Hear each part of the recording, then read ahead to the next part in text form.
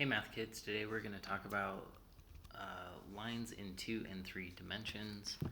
So we have a line that passes through this point, and here's a direction vector.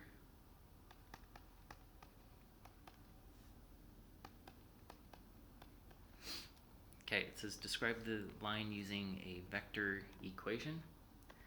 Now the general form of a vector line is just y equals mx plus b. Your book uses different notation, so it's like y equals mx plus b, but we can say that this vector a is like this b, this vector b is like m, lambda right here is like x, and vector r is like y. So yeah.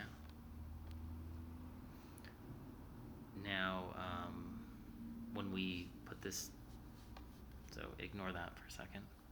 So our r is going to be x, y, z. Our point that we pass through, we're going to do a like that. And remember, what we're technically doing here is we're saying 1 minus 0, negative 2 minus 0, 3 minus 0, and then we end up with this vector. But since we're just taking it from the origin every time, we can just kind of flip this on its side and look at it that way as a shortcut.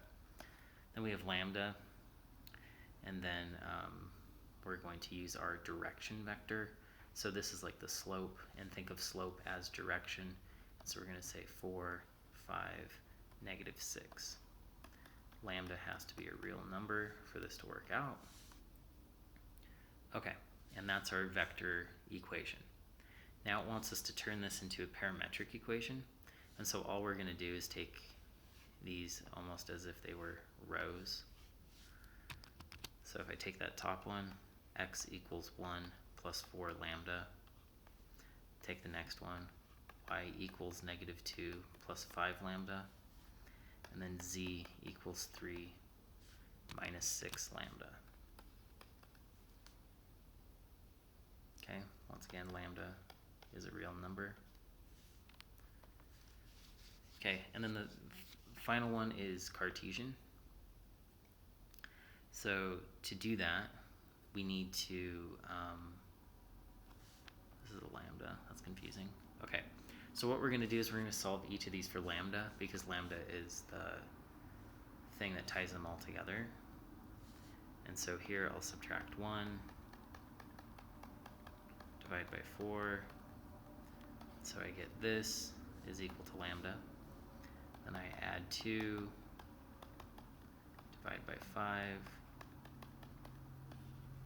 that's equal to lambda, subtract 3,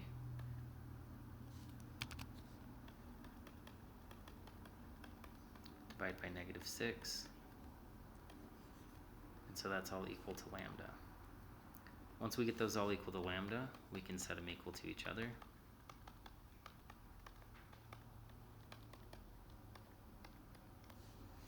And that is a Cartesian equation.